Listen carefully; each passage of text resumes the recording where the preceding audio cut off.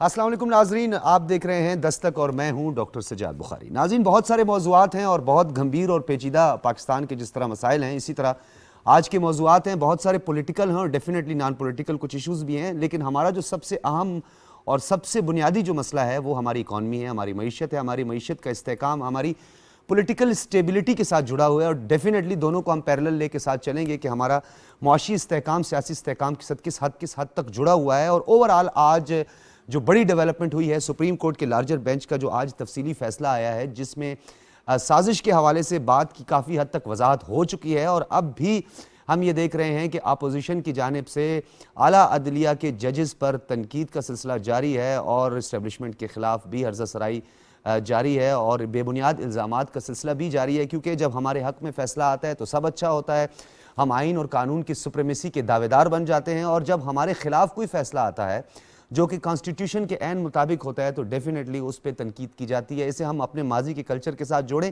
زمینی حقائق کے ساتھ جوڑیں، یا اپنی پولیٹیکل پوائنٹ سکورنگ یا سیاسی مفادات کے ساتھ جوڑیں، اس کا فیصلہ تو وقت ہی کرے گا کہ اس کا بینیفیشری کون ہوگا، لیکن اوورآل عدالت نے نظریہ ضرورت کو دفن کرتے ہوئے جو فیصلہ دیا، ایک تاریخی فیصلہ دیا، اور جہاں سپریمیسی آف کانسٹیٹیوشن کی بات کرتے ہیں تو اس میں ڈیفینیٹلی ایک سنگ میل کے طور پر یہ دیکھا جا رہا ہے۔ اس پر ہم تفصیلاً بات کریں گے، اور پنجاب میں ضمنی انتخابات جسے جنرل الیکشن کے طور پر دیکھا جا رہا ہے، اور پنجاب ڈیفینیٹلی جو پاکستان کا سب سے بڑا صوبہ اور پاپولیشن کے حوالے سے سب سے بڑی جو پاپولیشن ہے، سب سے زیادہ آبادی ہے، ان انتخابات میں کیا ہونے جا رہا ہے؟ دونوں جانب سے یعنی پی ایم ایل این اور پاکستان تحریک انصاف کی جانب سے یہ دعویٰ کیا جا رہا ہے کہ ہم یہ تمام نشستیں جیت جائیں گے، لیکن یہ تو وقت ہی بتائے گا، کچھ بھی کہنا قبل از وقت ہے۔ آج چیف الیکشن کمشنر نے ہدایات جاری کی ہیں پنجاب بھر میں انتظامیہ کو اور پنجاب کی الیکشن کمیشن کو کہ وہ غیر ضروری اقدامات کریں، اور اسی حوالے سے لاہور کے 4 حلقوں سمیت بھکر ملتان میں بھی رینجرز کی تعیناتی کا فیصلہ کیا گیا۔ کچھ حساس پولنگ اسٹیشنز ہیں، اس پر بھی ہم تفصیلاً بات کریں گے، اور اس کے ساتھ ساتھ آئی ایم ایف کے حوالے سے ہم بات کریں گے، اور تھوڑا سا ہم اپنے ناظرین اور سامعین کو سمجھانے کی بھی کوشش کریں گے۔ ہمارے ماہرین آج ہمارے ساتھ موجود ہیں کہ آئی ایم ایف کا بیل آؤٹ پیکج کیوں ضروری ہے، دیگر فائنینشیل انسٹیٹیوشنز کا آئی ایم ایف کے ساتھ کیا جوڑ ہے، اور کیوں ہم financial institution I M F کے بیل آؤٹ کے بغیر فائنینس نہیں کرتے۔ دوسری جانب فیٹف کی جو ہم پہ تلوار لٹک رہی تھی وہ بھی بہت خوش آئند ہے، ہم اب گرے لسٹ سے باہر نکل چکے ہیں، اور بلیک لسٹ کروانے کی جو تمام تر بھارت کی کوششیں تھیں وہ ناکام ثابت ہوئی ہیں، اور ڈیفینیٹلی آج ہی ہم نے دیکھا ہے کہ اس کا ٹرکل ڈاؤن ایفیکٹ بھی نظر آیا ہے، اور آج ڈالر کچھ تھما ہے اور 1 روپے کم ہوا ہے ڈالر کی قیمت۔ اب دیکھنا یہ ہے کہ کس حد تک اس کا تسلسل جاری رہے گا۔ تمام تر معاملات ہیں، ڈیفینیٹلی اسے ہم کوشش کریں گے کوزے میں بند کرنے کی، اور اس پر تفصیلاً سیر حاصل گفتگو کرنے کی کریں گے۔ اسلام آباد اسٹوڈیوز میں ہمارے ساتھ موجود ہیں انور رضا، کسی تعارف کے محتاج نہیں ہیں، سینئر تجزیہ کار ہیں اور صدر ہیں اسلام آباد نیشنل پریس کلب کے۔ بہت شکریہ انور رضا صاحب آپ کی تشریف آوری کا۔ ڈاکٹر طلعت انور صاحب ہمارے ساتھ موجود ہیں، اقتصادی امور کے ماہر ہیں، ملکی ممتاز ماہر معاشیات ہیں، تجزیہ کار، بہت شکریہ آپ کی تشریف آوری کا۔ اور ہمارے ساتھ ڈاکٹر مرزا اختیار بیگ صاحب موجود ہوں گے، آپ ملک کے ممتاز انڈسٹریلسٹ ہیں، ماہر معاشیات ہیں، اور ڈیفینیٹلی اتار چڑھاؤ کو جانتے ہیں، اور ملک کی جو معاشی صورتحال ہے اس پر ہمیشہ آپ کی گہری نظر ہوتی ہے، اور آپ کا اوپینین ہمارے لیے بہت میٹر کرتا ہے، اور ڈیفینیٹلی آپ اوپینین میکر بھی ہیں۔ بہت شکریہ ڈاکٹر مرزا اختیار بیگ صاحب آپ کا بھی۔ سب سے پہلے گفتگو کا آپ لوگوں سے اجازت، ڈاکٹر مرزا اختیار بیگ صاحب کا رائٹ بھی ہے، دور بھی ہیں، ہم سے دور بیٹھے ہوئے ہیں، ماشاءاللہ بہت پیارے بھی لگ رہے ہیں۔ ڈاکٹر صاحب بتائیے، آئی ایم ایف ہمیں 1.17 بلین ڈالر کا بیل آؤٹ کرنے جا رہا ہے، اور یہ خوشخبری ہمیں مل گئی ہے، ایگزیکٹو باڈی جو ہے وہ اس کا فائنل اب اپروول دے گی۔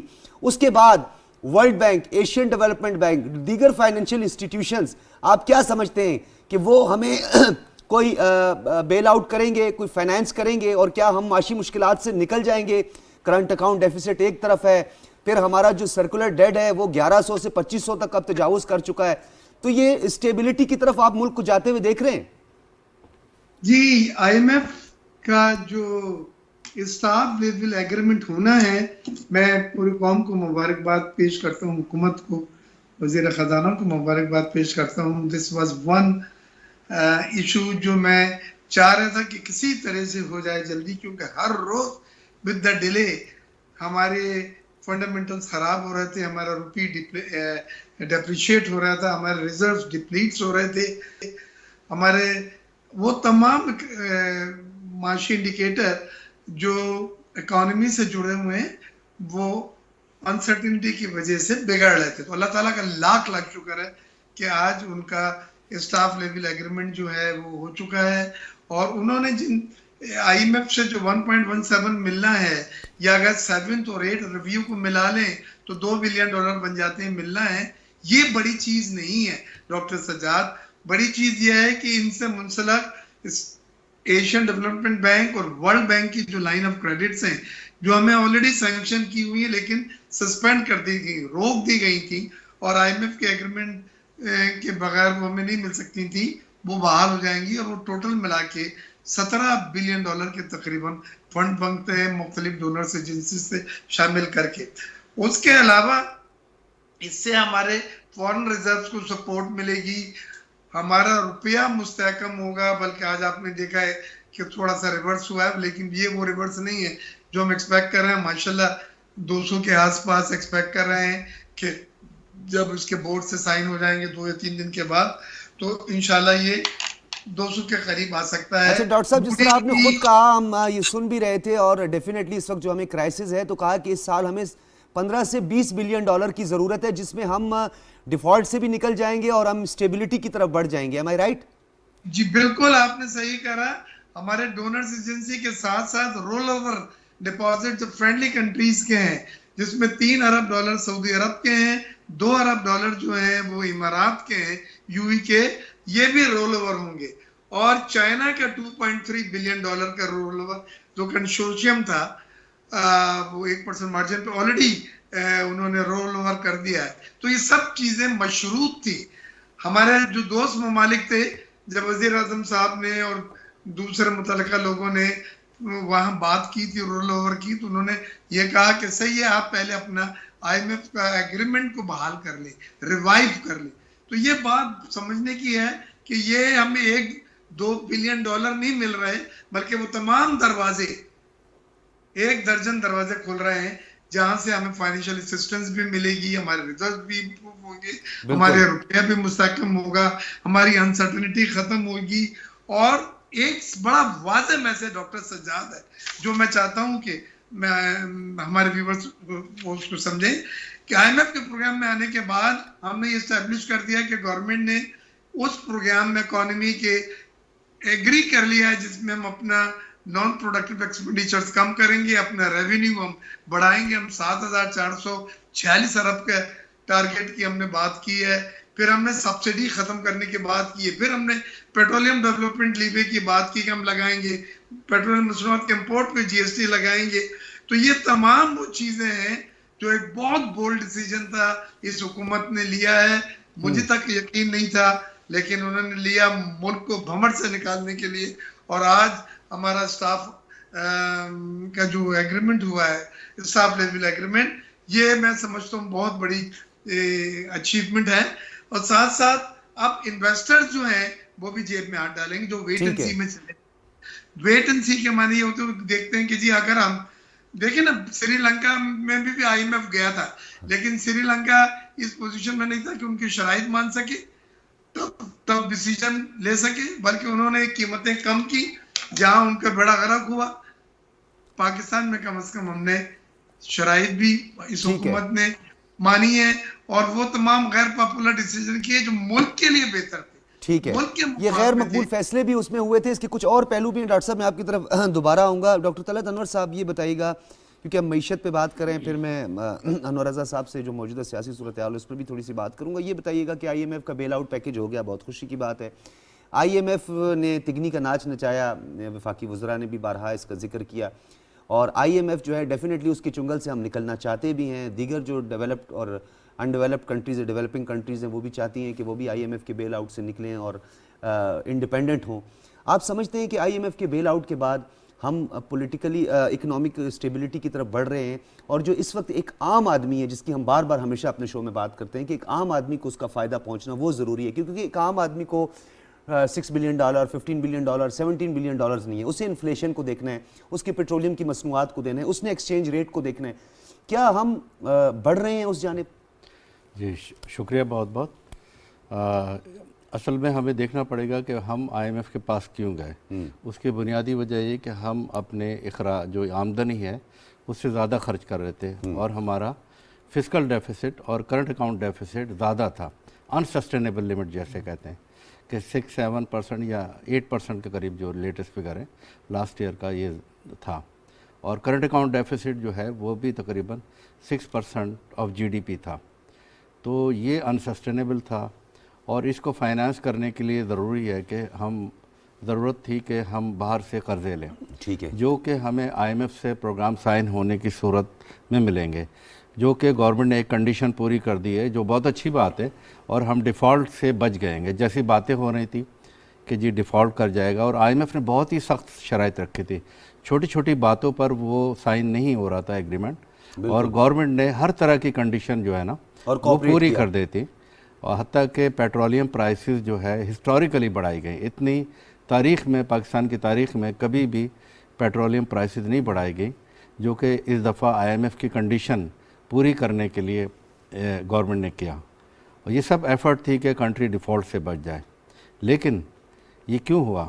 ये इसलिए हुआ कि जी यानी सख्त Y IMF was very tough with Pakistan at this time, क्योंकि आईएमएफ जो है वो एक पॉलिटिकल इंस्टीट्यूशन बन चुका है, एक इकोनॉमिक इंस्टीट्यूशन नहीं है। उसके पीछे कुछ पॉलिटिकल थिंग्स होती हैं। फॉर एग्ज़ाम्पल वो इंटरनेशनल रीजनल पर्सपेक्टिव में फ़ैसले अपने करते हैं, जिसके पीछे वाशिंगटन है। वाशिंगटन से अगर आपके ताल्लुकात अच्छे हैं तो सब कुछ अच्छा है, बड़ी आसानी से भी प्रोग्राम हो जाएगा, ठीक है, साइन, जैसे माजी में होता रहा है। तो डॉक्टर साहब ये एक सवाल यहाँ पे बनता है, जिस तरह आपने कहा कि इसका अगर खुलासा निकाला जाए कि ये अमरीकी मफादात का ज़ेली इदारा है, बदकिस्मती से जिस तरह हम अक़वाम मुत्तहिदा की सिक्योरिटी काउंसिल को देखते हैं, ह्यूमन राइट्स काउंसिल को देखते हैं, दीगर जो उसके ज़ेली इदारे हैं, बात अब हमें समझ में आ गई है। हम इस चुंगल से कैसे निकल सकते हैं, और क्या हम आईएमएफ को अगर डिस्पोज ऑफ कर देते हैं, हम उनका लोन, उनकी शराइत, उनकी इंस्टॉलमेंट उन्हें वापस कर देते हैं और फिर हम उन्हें गुड बाय कह देते हैं, तो जिनका डॉक्टर मिर्ज़ा इख्तियार बेग साहब ने फाइनेंशियल इंस्टीट्यूशंस का जिक्र किया, तो क्या हम उनकी जानिब फिर रुजू कर सकते हैं, क्योंकि उनका भी इनके साथ एशियन डेवलपमेंट बैंक और वर्ल्ड बैंक का भी तो इनके साथ एक लिंक है? जी, बहुत अच्छा सवाल है। और ये जो अरेंजमेंट हुआ है ये शॉर्ट टर्म का है, जो मेरे ख्याल 1 साल तक रहेगा। उसके बाद हम उस पीरियड में हमें अपने इंडिकेटर इतने बेहतर करने होंगे जो कि सस्टेनेबल हों। हमें अपना फिजिकल डेफिसिट और current account deficit sustainable limit में आएगा। आप देखें ये 2 डेफिसिट जो है ना बहुत इंपॉर्टेंट होते हैं, और इन्हीं की वजह से आईएमएफ के पास जाना होता है। जब कोई भी मुल्क अपने जो है रेवेन्यू से ज़्यादा अखराजात कर रहा होता है, तो उसको वो अखराजात जो है ना वो उसके करंट अकाउंट डेफिसिट, यानी जो एक्सटर्नल खसारा, यानी वो अपनी ज़रूरत से ज़्यादा इंपोर्ट कर रहा होता है। जो कंट्री की कैपेसिटी है, जितना उसके पास फॉरेन एक्सचेंज अवेलेबल है, उससे कहीं ज़्यादा वो इंपोर्ट कर रहा होता है। तो डॉक्टर साहब ये बहुत सारे पैरेलल ये महाज हैं जिनका आपने जिक्र कर लिया। डेफिनेटली अगर हम करंट अकाउंट डेफिसिट से बचना चाहते हैं तो उसके लिए एक्सचेंज रेट हमारा एक उसका पहलू है, एक फैक्टर है जिस पर हमने तवज्जो देनी है। फिर हमारी क्वालिटी कंट्रोल का जो इशू एक हमेशा से आता है, क्योंकि फिर कॉस्ट ऑफ मटेरियल उसके साथ जुड़ा हुआ होता है डेफिनेटली। फिर हम ईज़ ऑफ डूइंग बिजनेस पे तो बहुत क्रेडिट लेने की बात करते हैं, माजी की हुकूमत ने कहा हम 28 दर्जा बेहतरी की जानिब गए हैं, लेकिन कॉस्ट ऑफ डूइंग बिजनेस में भी इसमें बड़ा एक अहम फैक्टर है। तो ये तमाम चीज़ों को हम पैरेलल लेके चलें तो डेफिनेटली फिर हम करंट अकाउंट डेफिसिट से बाहर निकल सकते हैं। ये बड़ा महाज नहीं है, और फौरी तौर पर अगर इसका आप समझते हैं कि कोई इम्पैक्ट भी हो? जी, बहुत अच्छा सवाल है। और इनफैक्ट जो कॉस्ट ऑफ डूइंग बिजनेस तो बढ़ेगा, क्योंकि आईएमएफ प्रोग्राम जो है ना वो कॉस्ट को बढ़ा देता है, हर चीज़ की कॉस्ट को बढ़ा देता है, क्योंकि वो एनर्जी सब्सिडीज़ भी ख़त्म करेगा, पावर सब्सिडीज़ भी ख़त्म करेगा। तो जो इंडस्ट्रियलिस्ट हैं, बिजनेसमैन हैं, उनकी कॉस्ट बढ़ जाएगी। तो सबसे बड़ी चीज़ जो है ना जो एक्सपोर्टर्स को या इन्वेस्टर्स को जो फ़ायदा देगी वो ये कि आप करेंसी को स्टेबल करें। अगर हमारी करेंसी एक्सचेंज रेट स्टेबल होगा तो उसकी वजह से इन्फ्लेशन भी स्टेबल होगा। स्टेबल इन्फ्लेशन होगा तो फिर इन्वेस्टमेंट भी आएगी। अगर इन्फ्लेशन बहुत हाई होगा तो इन्वेस्टर्स बिल्कुल नहीं आते। तो ये बहुत ज़रूरी है कि पहली तवज्जो हम करेंसी की तरफ दें, और उसके बाद जो है ना इन्फ्लेशन ऑटोमेटिकली स्टेबल हो जाएगा। डॉक्टर साहब, मैं दूसरे अपने प्रोग्राम के दूसरे उस मरहले में मैं आपसे टूरिज़म के हवाले से ज़रूर बात करूँगा, क्योंकि मेरा अपना एक्सपीरियंस भी रहा है। साउथ ईस्ट एशियन बहुत सारी कंट्रीज़ ऐसी हैं, यूरोप इवन कि हम जिस श्रीलंका की बात करते हैं जहाँ पे आज इकॉनमी कोलैप्स कर गई है, वहाँ पे एक लार्जेस्ट टूरिस्ट अराइवल होता था और उनकी इकॉनमी बहुत ज़्यादा डिपेंड करती थी। हम अपनी स्ट्रेटेजिक लोकेशन को देखें, हम अपने नॉर्दर्न एरियाज़ को देखें, हम अपनी हिस्टोरिकल प्लेसेस को देखें, हम टूरिज़म से क्यों इकॉनमी जनरेट नहीं कर सके, हम क्यों उससे فائدہ نہیں اٹھا سکے. اس پہ بات کریں گے. انور رضا صاحب, کچھ اس کا سیاسی پہلو ہے, اس کی طرف بھی بات کرتے ہیں, کیونکہ یہ سب سیاست کے ساتھ جڑا ہوا ہے اور ہمارے ملک میں سیاسی استحکام ہونا وقت کی عام ضرورت ہے. بدقسمتی سے ہمارا سیاسی کلچر رہا ہے, فیصلے ہمارے جب حق میں آتے ہیں تو ہم بولتے ہیں جی سب اچھا, عدالتیں بھی بہت اچھی, اسٹیبلشمنٹ بھی بہت اچھی, لیکن جب فیصلے ہمارے خلاف آتے ہیں اور وہ آئین کے مطابق فیصلے آتے ہیں, رولز کے مطابق فیصلے آتے ہیں اور وہ ہمارے من پسند فیصلے نہیں ہوتے, تو پھر ہم تنقید کے نشتر اور برسا دیتے ہیں. یعنی ہم بے تحاشا یہ بھی نہیں دیکھتے کہ اس میں ہماری ساورینٹی, ہماری انٹیگریٹی کمپرومائز ہونے جا رہی ہے, اس میں ہماری سیلف رسپیکٹ کمپرومائز ہونے جا رہی ہے, کیونکہ یہ پوری دنیا یہ تماشا دیکھتی ہے. دیکھیے ڈاکٹر صاحب, ہمارے ہاں ایک کلچر ڈیولپ ہو چکا ہے کہ اگر تو فیصلہ ہمارے حق میں ہے تو ہم اسے اپریشیٹ بھی کریں گے, اور اگر ہمارے خلاف ہے تو ہم اس پہ تنقید کریں گے. انفارچونیٹلی اگر دیکھا جائے تو اداروں کو بھی اب خود کو بہتر کرنے کی ضرورت ہے, کیونکہ جب آپ کا فیصلہ ہے اس کی اہمیت اس لیے اب بڑھ گئی ہے کہ وہ وقت بڑا امپورٹنٹ ہے. اس وقت آپ کو پتہ ہے پنجاب میں ضمنی انتخابات ہیں 17 کو, اور اس وقت جو سپریم کورٹ کا ڈیسیژن آیا ہے اس کو لوگ اس لیے کرٹیسائز کر رہے ہیں کہ شاید یہ اس الیکشن پر اثر انداز ہونے کے لیے یہ فیصلہ دیا گیا ہے. تو 1 مہینہ پہلے بھی اسے ریزرو کیا گیا تھا اس فیصلے کو, فیصلہ محفوظ تھا. اداروں کو بھی چاہیے کہ آپ کو وقت کا خیال کرنا چاہیے. دیکھا نا جیسے پولیٹیکل سچویشن میں آپ کے فیصلے وقت کی بڑے مرہون منت ہوتے ہیں کہ اگر تو آپ نے وقت پہ کوئی فیصلہ کیا ہو تو آپ کو پولیٹیکلی اس کا فائدہ بھی ہوتا ہے.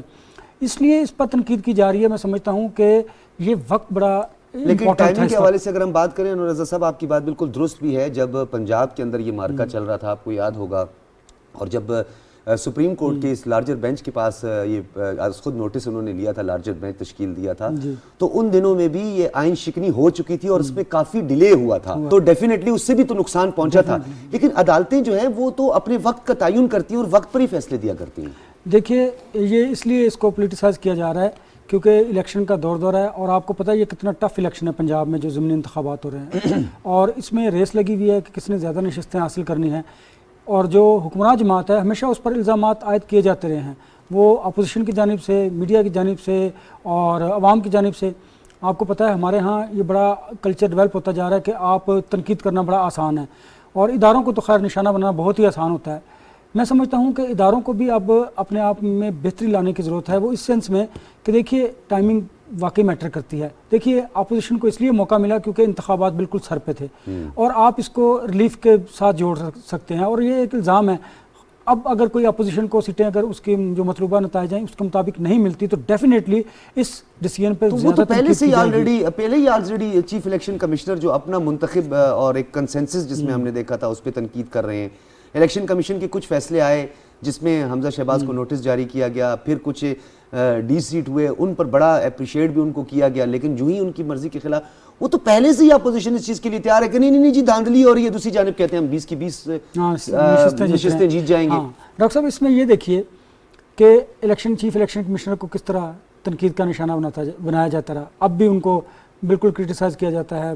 فارمر جو پرائم منسٹر ہے عمران خان صاحب, وہ اداروں کی بقا کی بات کرتے ہیں, اداروں کی مضبوطی کی بات کرتے ہیں, تو پھر اسے پریکٹیکل بھی ہونا چاہیے. آپ کو پھر اپنی تقاریر میں, اپنے جلسے جلوسوں میں لوگوں کو جو آپ میسیج دیتے ہیں یہ بڑا امپورٹنٹ ہوتا ہے. دیکھیں کہ اب آپ نوجوان نسل کو کیا دے رہے ہیں کہ کیا ہمارے ادارے بالکل پولیٹیسائز ہوئے ہیں. یہ ایک میسیج ہے. آپ دیکھیں فارمر پرائم منسٹر رہ چکے ہیں, آپ کو ٹھیک ہے اگر آپ کو کسی ادارے سے کوئی تکلیف ہے, کوئی شکایت ہے, تو آپ اس کا آئینی اور قانونی راستہ اختیار کیجیے جو آئین پاکستان آپ کو حق دیتا ہے. اگر آپ اس طرح سرے بازار ان اداروں پر تنقید کریں گے, آپ لوگوں کو یہ میسیج دیں گے, اداروں کو آپ کہتے تھے کہ ہم ایک پیج پر ہیں, آپ ان کو تنقید کریں گے, آپ نوجوان نسل کو یہ میسیج دیں گے کہ اداروں کی بات ہی سننی. آپ کو یاد ہوگا جب former prime minister Imran Khan نہیں آئے تھے اقتدار میں, تو آپ کو یاد ہے اسی پی ٹی وی پر حملہ بھی کیا گیا تھا, اور سول نافرمانی کی تحریک چلانے کی بات کی گئی تھی, پارلیمنٹ کی سینٹیٹی کو کس طرح بالا کیا گیا تھا. یہ ساری چیزیں یاد ہے. یہ جو کلچر ڈیولپ ہوتا جا رہا ہے یہ ہمارے ملک کی جو بقا ہے اس کو جڑوں کو کھوکھلا کر رہا ہے.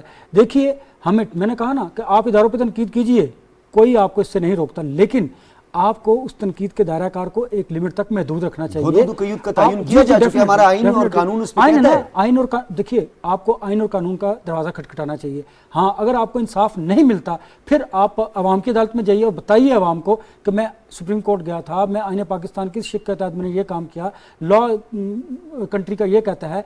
اگر آپ ان تمام چیزوں کو بالائے طاق رکھتے ہوئے डायरेक्टली आप आवाम के पास जाएं और धांधली का शोर अनवर रज़ा साहब, इस वक्त आप बेतहाशा थाउजेंड्स ऑफ जर्नलिस्ट की इस टाइम आप नुमाइंदगी करते हैं, आपको वोट भी मिला है, डेफिनेटली आप उनको रिप्रेजेंट भी करते हैं, सहाफ़त आपने की है, आपने डोर टू डोर भी गए हैं और फिर डेफिनेटली आपने फील्ड में भी बहुत ज़्यादा काम किया है। अवाम फलाह बहबूद, यानी जिस अवाम का हम वोट हासिल करते हैं और इस मनसब तक पहुँचते हैं, चाहे वज़ारत उज़्मा का है, विफाकी हमारे वज़रा हैं, सबको अवाम का मैंडेट मिला है। अवाम की बात कहाँ पे हो रही है? क्या अवाम की बात, आज फ्लड आया हुआ है, क्या खान साहब ने अपनी किसी तकरीर में इस फ्लड का जिक्र किया? 10 से 12 अजला डूब रहे हैं इस वक्त खैबर पख्तूनख्वा के, क्या खान साहब ने वहाँ जाके रुख किया? इलेक्शन कैंपेन में तो वो लगे हुए हैं और अपने सियासी हरीफों पर जो है वो ताबड़तोड़ हमले भी कर रहे हैं। तो जिस अवाम का मैंडेट लेकर, जिस गरीब अवाम ने लाइनों में लग कर वोट दे के खान साहब को और उनके लोगों को मुंतखब किया, तो क्या उनकी फलाह बहबूद की बात करना जो है वो क्या अवाम को इस बात की समझ नहीं आती? या हमारे जर्नलिस्ट भी तो डेफिनेटली फील्ड में काम करते हैं। देखिए डॉक्टर साहब, जब इमरान खान साहब इक़्तिदार में थे ना, तो उस वक्त उनसे ये क्वेश्चन किए जाने चाहिए थे, क्योंकि उनको 4 बरस का एक अरसा मिला था। आप 4 साल, गवर्नमेंट मौजूद है, 4 साल में आपने क्या परफॉर्म किया? आप अपने जो सियासी मुखालफिन थे उनको आपने चोर का, पकड़ो, डाकू, लूट गए, खा गए, आपने उनसे रिकवर क्या किया? एसेट्स रिकवरी यूनिट जाकर चेक कर लें। अच्छा, एक बात, नैब की आप नैब की कारकर्दगी आप देखें, नैब ने प्री बार्गेनिंग के जरिए, इसके अलावा अंडर द टेबल जिस तरह उन्होंने पैसे कमाए हैं, उनका मुझे बताएं एहतसाब कौन करेगा? ये खान साहब को नहीं पता था। मुझे बताइए कि क्या खान साहब सिर्फ पाकिस्तान तहरीक इंसाफ के प्राइम मिनिस्टर थे कि उन्हीं को एड्रेस करते थे? देखिए खान साहब, ठीक है, अगर किसी ने मुल्क का पैसा लूटा तो उसको आप आइन और कानून के तहत सजा दीजिए, लेकिन 4 बरस में आपने किया क्या? ये सवाल तो बनता है। दूसरा, आपने डेवलपमेंट वर्क्स किए क्या 4 बरस में? अल्लाह ताला ने आपको मौका दिया था। देखिए, अगर आपने कोई फलाह बहबूद का काम किए होते तो डेफिनेटली आपको उसका रिजल्ट भी मिलता, उसका समर भी मिलता। हाँ ठीक है, कुछ आपने काम किए भी, लेकिन जिस तरह लोगों की आपसे तवक्कुआत थी, आप उस पर पूरा नहीं उतरे। आपने 4 बरस सिर्फ चोर, लूट लो, डाकू, मैं इनको फांसी लगा दूंगा, ये कर दूंगा, वो कर दूंगा, आप सारा साल इसी में, 4 साल इसी में लगे। और 7 मार्च को आपको साइफर आता है बकौल आपके, और आप जो है 3 अप्रैल से पहले तक ना कोई आप उस पर एक्शन लेते हैं, जबकि आपके पास उस टाइम अथॉरिटी थी। बिल्कुल, डेफिनेटली उस पर आप उन लोगों को जो कि इस बकौल आपके जो आप कहते हैं साजिश का हिस्सा थे, तो उसमें सजा और जजा का अमल होना चाहिए। जैसे मैं आपको बताऊं डॉक्टर साहब, हमारे यहाँ एक कल्चर है कि आप अमेरिका को गालियाँ भी देते हैं, बिल्कुल सिर्फ पब्लिक में, फिर अगर आपको वहाँ पे जाना हो तो आप उनकी मिन्नतें भी करोगे, आप सामने हम प्रोटेस्ट नहीं करते, फिर हम इलेक्शन कमीशन पहुंच जाते हैं, फिर हम मुर्दाबाद का नारा भी नहीं लगाते, फिर सिटीजनशिप भी नहीं छोड़ते। देखिए, अब मैं बताता हूँ, जिन लोगों के पास अमेरिकन सिटीजनशिप है, छोड़े ना वो, अगर पाकिस्तान तहरीक इंसाफ के साथ जो इमरान खान के साथ दाएं बाएं खड़े हुए हैं, वो छोड़ दें शरीयत अमरीकी, वो पाकिस्तान का लॉयल होना, ठीक है, एक बात। दूसरी बात कि ठीक है, अगर आपको इस साजिश का पता था तो आपने उस वक्त जब आप इक़्तिदार में थे, आपके पास सारा कुछ था, ताकत थी, आपने उस वक्त इस पर एक्शन क्यों नहीं लिया? किसका इंतज़ार करते रहे आप? दूसरी बात। तीसरी बात कि आपको ये इल्ज़ामात की सियासत से निकलना होगा। उसकी वजह यह है डॉक्टर साहब, आपने नई नौजवान नस्ल को एक मैसेज देना है, इस मुल्क को आगे लेकर चलना है। देखिए, इसकी भाग दौड़ जो है वो अब नौजवान नस्ल के पास है। मैं आपको एक बात बताऊं, जो इमरान खान साहब के फॉलोअर्स हैं ना, वो इमरान खान साहब की बात भी नहीं सुनते। आप देखें जरा सोशल मीडिया पे क्या तूफान बदतमीजी बर्पा होता है, आप जरा कीजिए। लेकिन सर वो आके इंडोर्स कर देते हैं। नहीं, एहसन इकबाल के साथ जिस फैमिली ने बदअखलाकी का मुजाहरा किया, उन्होंने घर जाके उनसे एक्सक्यूज किया और खान साहब आते साथ उसको इंडोर्स कर दिया। उन्होंने कहा जी उन्होंने गलत किया। हाँ देखिए ना, यानी इखलाकी अक़दार, सियासी अक़दार, नबी सल्लल्लाहु अलैहि वसल्लम के पैरोकार, रियासत मदीना के दावेदार, और इखलाकियात और ये तहजीब है, ये हम अपने रोशन मीमार को और जो हमारा फ्यूचर प्रोड्यूस करने जा रहे हैं नौजवान, इनको हम ये तरगीब देंगे कि मार दो, जला दो, गिरा दो, शीशे तोड़ दो, गालियां दो, चोरों के नारे लगाओ। यानी ये देखिए, मैं आपको एक बात बताऊं, मैं हमेशा ये बात करता हूं कि अगर तो आपने इस तरह के कल्चर को डेवलप करना है ना, तो इससे आपकी नौजवान नस्ल तबाह होगी। अच्छा डॉक्टर साहब, ये बड़ी इंपॉर्टेंट बात है, एक ही घर में आप लिखें, हम माँ बाप और जो उनकी फैमिली है, औलाद है, वो बिल्कुल तकसीम हुए हैं, मुल्क तकसीम की तरफ जा रहा है। घरों में ये आप इसको कहते हैं ये सियासी शऊर है, चले सियासी शऊर है, इसको सियासी शऊर कहते हैं कि आप अपने पेरेंट्स जिनके सामने हम अदब से कभी बात भी नहीं किया करते थे, अब वो अपने माँ बाप को डिक्टेट करते हैं कि आपने वोट किसको कास्ट करना है, ये चोर है, ये नहीं चोर है।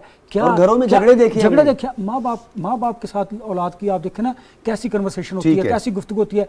क्या ये सियासी शऊर है? इसको आप सियासी शऊर कहते हैं। बिल्कुल आप ठीक कह रहे हैं डॉक्टर साहब। मैं आपकी तरफ आऊंगा क्योंकि पॉलिटिकल हमारी डिस्कशन हो रही है और अनवर रज़ा साहब मेरे हाथ चढ़े हुए हैं, लिहाजा मैं उनको कोशिश कर रहा था ज़्यादा से ज़्यादा इंगेज करने का। और फिर मैं इनसे एक और सवाल भी करूँगा दूसरे हिस्से में कि हमने सबका एहतसाब करना है और बिला इम्तियाज़ एहतसाब करना है, चाहे वो पॉलिटिशियंस हों, चाहे वो जर्नलिस्ट हों, किसी भी मकतबा फ़िक्र से हों। डॉक्टर मिर्ज़ा इख्तियार बेग साहब, سیاسی حالات بھی آپ کے سامنے ہیں. مجھے پتہ ہے میں آپ سے کوئی سیاسی تبصرہ چاہوں گا بھی نہیں کہ آپ سیاست پر کوئی گفتگو کریں, لیکن دونوں ایک دوسرے کے ساتھ جڑے ہوئے ہیں. سیاسی استحکام کو انویسٹر بھی دیکھتا ہے, غیر ملکی انویسٹر بھی دیکھتا ہے, ٹورسٹ بھی دیکھتا ہے, فائنینشیل انسٹیٹیوشنز بھی دیکھتے ہیں.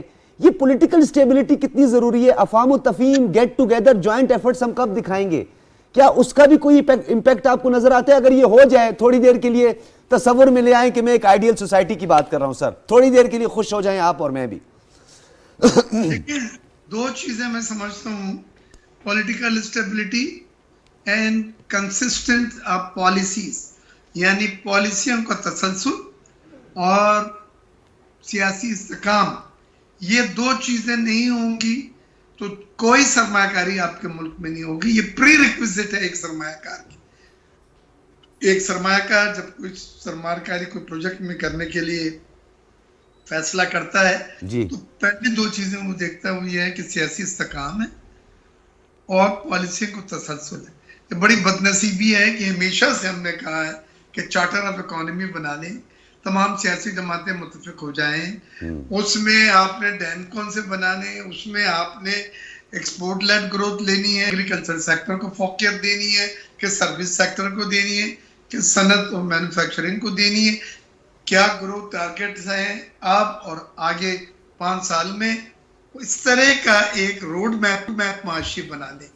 اور ہر بار جب فیڈریشن کا سینئر نائب صدر تھا اور ایکٹنگ صدر تھا FPCCI کا, ہم نے یہی چیز انیشیٹو کی, لیکن some how charter of democracy تو سائن ہو جاتا ہے, وہ چارٹر آف اکانومی کے لیے کوئی سیاسی جماعت انیشیٹو بولتے ضرور ہیں لیکن پریکٹیکل انیشیٹو نہیں آیا. میں یہ چاہوں گا کہ اب الیکشن آ رہے ہیں, وہ تمام سیاسی جماعتیں جو چارٹر آف اکانومی کے لیے متفق ہیں, وہ کرنا چاہتی ہیں, وہ اپنا مینیفیسٹو کا حصہ بنائیں اور کہیں کہ اگر ہم آئیں تو ہمارا پہلا جو ترجیحات میں ہوگا وہ ہم چارٹر آف جو ہے اکانومی کریں گے. تو یہ چیزیں بڑی ضروری ہیں. اس لیے کہ آپ کو میں ایک مثال دیتا ہوں, اس بجٹ میں مفتہ صاحب نے کہا کہ real sector in productive sector ہے, لہٰذا ہم ٹیکسز وغیرہ اس پہ لگا رہے ہیں اور ہم چاہتے ہیں یہ پیسہ صنعت کی طرف جائے. بالکل بات صحیح ہے, صنعت کاری ہوگی سر ریل اسٹیٹ کے بغیر صنعتیں کیسے چلیں گی؟ لیکن یہ یو ٹرن ہے کہ اس سے پہلے والی حکومت ریئل اسٹیٹ سیکٹر کو پیمپر کر رہی تھی, مراد دے رہی تھی, ایمنسٹی لائی اور کنسیشنز دیے. یہ حکومت نے کہا کہ جی یہ تو ڈیٹ سیکٹر ہے, پیسے سر کیا مراد دی ڈاکٹر صاحب آپ کے سامنے رہا. آج آپ سریے کی قیمت کو دیکھ لیں, سیمنٹ کی قیمت کو دیکھ لیں, مٹیریل کاسٹ کو آپ دیکھ لیں. ایک عام آدمی, ایک چھوٹا انویسٹر, ایک چھوٹا ریل اسٹیٹ ڈیولپر جو ہے وہ تو گھر بیٹھ گیا ہے. سب بیٹھ گئے ہیں. دیکھیں نئے پروجیکٹ بھی رک گئے ہیں اور جو سریے کی اور جو سیمنٹ کی قیمت لیبر بڑی ہے, اس کے بعد آپ ان پروجیکٹ کو اس پرائز میں دے ہی نہیں سکتے جس میں آپ نے بک کیے تھے. تو یہ میں کہتا ہوں کیوں ہوا ڈاکٹر سجاد, اس لیے ہوا کہ پالیسیوں کا یو ٹرن ہے.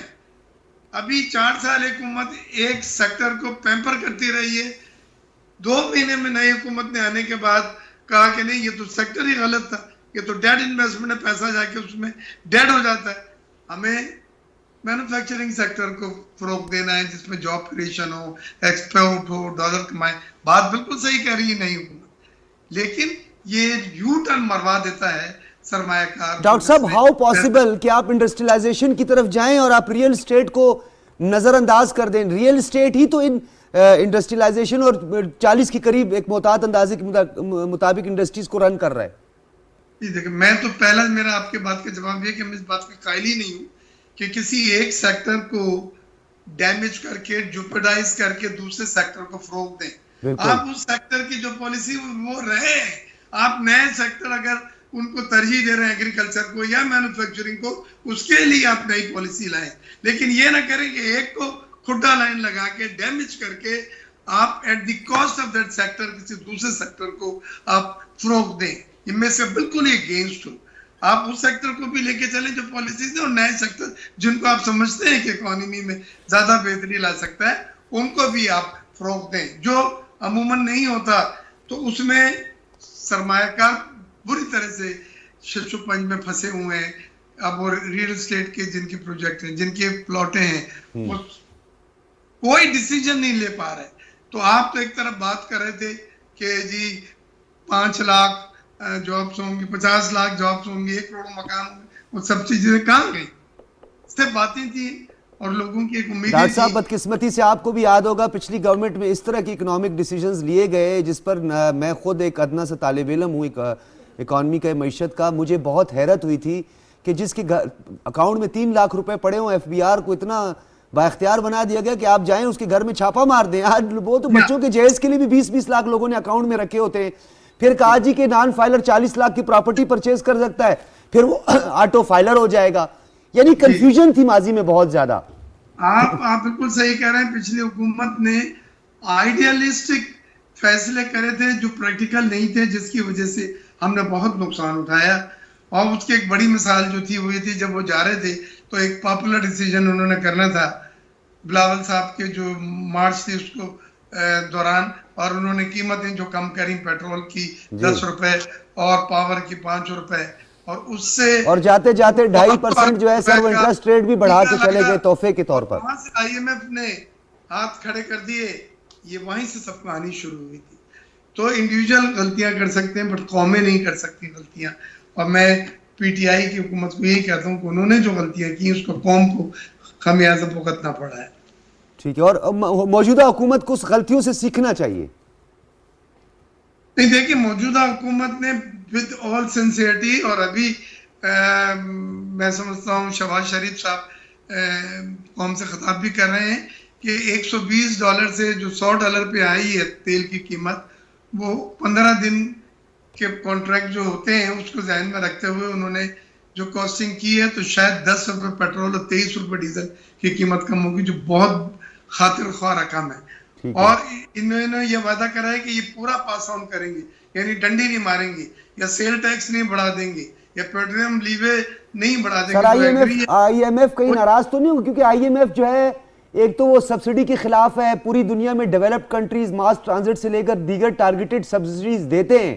یہ ڈیولپڈ کنٹریز کی میں بات کر رہا ہوں، ہم تو ڈیولپنگ کنٹریز ہیں، ابھی تک تو ہم اس فیز سے ہی نہیں گزرے ہیں. تو کیا آئی ایم ایف جس طرح آج آئی ایم ایف نے ہمیں ایکسچینج ریٹ کے حوالے سے بھی تھوڑا سا اندیا دے دیا، ڈرا بھی دیا تھوڑا سا، سبسڈیز کے حوالے سے بھی آپ نے بھی کہا کہ وہ غیر ضروری سبسڈی، اور ڈاکٹر طلعت صاحب بھی یہی کہہ رہے تھے. تو ہمیں کتنا تیار رہنا ہے ان سب چیزوں کے لیے؟ دیکھیں، آئی ایم ایف نے بڑا کلیئر بات کر دی ہے، اور بڑے واضح میرے علم میں ہے کہ وہ انٹرونشن نہیں چاہتے پاک روپیز کے اوپر. وہ نہیں چاہتے کہ اگر ڈالر کی ڈیمانڈ آئے تو آپ ریزرو سے ڈالر پمپ ان کریں مارکیٹ میں اور وہ ڈیمانڈ ختم کریں تاکہ ڈالر کی ویلیو بڑھے. وہ بڑھنے نہیں دینا. وہ یہ کہتے ہیں آپ مارکیٹ میکنزم پہ، ڈیمانڈ اینڈ سپلائی پہ روپے کی قیمت چلے گی اور ڈالر کی قیمت چلے گی. اگر ڈالر کی ڈیمانڈ سرج ہو رہی ہے تو آپ کو اس کو ریڈیوس نہیں کر سکتے ڈالر اپنے ریزرو سے مارکیٹ میں پھینک کے. تو ایک یہ بڑی بات ہے. اس میں یہ ہوتا ہے کہ آپ نے اسٹیٹ بینک کی انٹرونشن الاؤ کی انہوں نے، اور نہ منسٹری آف فائنینس کی کوئی انٹرونشن ڈائریکٹلی یا انڈائریکٹلی ایکسچینج کمپنیوں کے تھرو، کہ جہاں پہ ڈالر کی ڈیمانڈ کو وہ سپریس کر سکیں، کم کر سکیں تاکہ ڈالر کی قیمت اس چیز کے بڑی مانیٹرنگ کر رہے ہیں، اور وہ نہیں کرنے دیں گے. وہ فری مارکیٹ میکنزم کی بار بار بات کر رہے ہیں، اور یہی آپ کے آئی ایم ایف کے ایگریمنٹ میں بھی ہے. اس کی آپ بس وہ دیگر ممالک کے ساتھ اور انکلوڈنگ پاکستان طارق بن زیاد والا معاملہ ہی مجھے نظر آ رہا ہے. مرزا اختیار بیگ صاحب خیر وقت ہی بتائے گا اس کا کیا ہونا ہے. ڈاکٹر صاحب میں آپ کی طرف آؤں گا. ابھی تھوڑی دیر قبل ہی بات ہو رہی تھی کہ 7,446 بلین روپیز کا جو ایک ریونیو ٹارگٹ ہے جو کہ ایف بی آر کے پھر مقدر میں ہے. ڈاکومنٹڈ اکانومی بھی نہیں ہے، نمبر آف فائلرز جو ہیں وہ بھی ہمارے اتنے نہیں ہیں، پھر ایک ٹرسٹ ڈیفیسٹ بھی ہے ایف بی آر کا کیونکہ اس طرح ریفارمز بھی نہیں لائی گئی. یہ ساروں کو ساتھ پیرلل ہم کیسے لے کے چلیں گے؟ جی شکریہ بہت بہت. اصل میں ڈاکومنٹیشن کی طرف تو پچھلی گورنمنٹ نے کافی ایفرٹس کی تھی، جس کی وجہ سے کچھ لوگ ناراض بھی ہوئے تھے، اور کافی یعنی اکاؤنٹس انڈسٹریز ہماری بیٹھ گئی تھی، پیسہ لوگوں نے بلیک منی پہ کام شروع کر دیا تھا. جب آپ ڈاکومنٹیشن اور وہ بھی زبردستی پکڑ کے کرتے ہیں، بینکوں کو اتنا پابند کر دیتے ہیں، تو ڈیفینیٹلی پھر تو ہمیں، لیکن پھر بھی ڈاکومنٹیشن ضروری ہے، کیونکہ ہمارا ٹیکس نیٹ جو ہے بڑھانے کی ضرورت ہے. ہمارا ٹیکس بیس بہت لو ہے, بہت کم لوگ یعنی 1.9 ملین لوگ جو ہے نا ٹیکس دیتے ہیں اور اس سے زیادہ ٹیکس نہیں دیتے ہیں. وہ ٹیکس نیٹ جیسے بڑھائیں گے تبھی ہم ٹیکس ریٹ کو لو کر سکتے ہیں. ابھی پاکستان میں ٹیکس ریٹ بہت ہائی ہے. ٹھیک ہے, میں ڈاکٹر صاحب اگر چاہتا ہوں میں آپ کی گفتگو کو یہیں سے جوڑوں, کیونکہ ہمیں اس کا ایک پولیٹیکل پہلو جو ہے اس پر ہم بات کرنے کے لیے شاہدہ رحمانی صاحبہ کو ہم نے مدعو کیا ہے. شاہدہ رحمانی صاحبہ بہت شکریہ. Thank you very much. Shahida Rahmani صاحبہ, آج تو ڈیفینیٹلی آپ لوگوں کا بڑا ایک ایسا دن ہے تاریخ ساز, اور سپریم کورٹ کا ایک تاریخی فیصلہ ہے. یعنی فیصلہ تو پہلے آ چکا ہے, یہ اس کا تفصیلی فیصلہ جو ہے اب وہ سامنے آیا. اس کے اقتباسات تو اس مختصر وقت میں ہم اس سب کی تفصیلات نہیں رکھ سکتے سامنے. باقاعدہ طور پہ اس میں مینشن کیا ہے کہ اگر 7 مارچ کو آپ کو یہ سائفر ملا تھا, آپ نے کوئی اس پہ قانونی ایکشن کیوں نہیں لیا؟ سازش بھی بے نقاب ہو گئی کہ کوئی سازش بھی نہیں ہوئی ہے. اور پھر اس کے ساتھ ساتھ جو پروسیڈنگ تھی اس وقت پارلیمنٹ کی, جو پورا ایوان کا معاملہ تھا, اس میں باقاعدہ طور پر یہ مینشن ہے کہ یہ کانسٹیٹیوشن کی وائلیشن ہوئی ہے اور آئین شکنی ہوئی ہے. اور کچھ وزراء کا یہ بھی خیال ہے, انکلوڈنگ نائب صدر پی M L N Maryam Nawaz, کہ یہ آرٹیکل 6 کا مقدمہ اس پہ چلنا چاہیے. تو definitely you are the part of cabinet Pakistan peoples party, کیا موقف ہے آپ کا؟ دیکھیے میں سمجھتی ہوں کہ بہت ہی تاریخ ساز فیصلہ آیا ہے اس وقت جو سپریم کورٹ نے یہ ڈیسیجن فیصلہ جاری کیا ہے. اور اس میں وہ لوگ جس طرح عمران خان صاحب ڈے فرسٹ سے یہ کہہ رہے تھے جب ووٹ آف نو کانفیڈنس پیش ہوا, اور اس کے بعد انہوں نے بجائے اس کے کہ اپنے ممبرس کو پورا کرتے, انہوں نے ایک الزام لگایا. سپریم کورٹ نے اسے بھی کلیئر کر دیا کہ کوئی بھی بیرونی سازش نہیں تھی. نمبر 2 یہ کہ جس طریقے سے وائلیٹ کیا گیا آئین کو, اور صاف سپریم کورٹ نے اپنے ججمنٹ میں لکھا کہ فراڈ کیا گیا آئین کے ساتھ, اور اس کے مرتکب جو ہے پریزیڈنٹ جو ابھی موجودہ صدر ہیں, اور اس کے ساتھ عمران خان صاحب, اور ان کے ساتھ وزیر قانون, ڈپٹی اسپیکر, یہ سب اس کے مرتکب ہیں.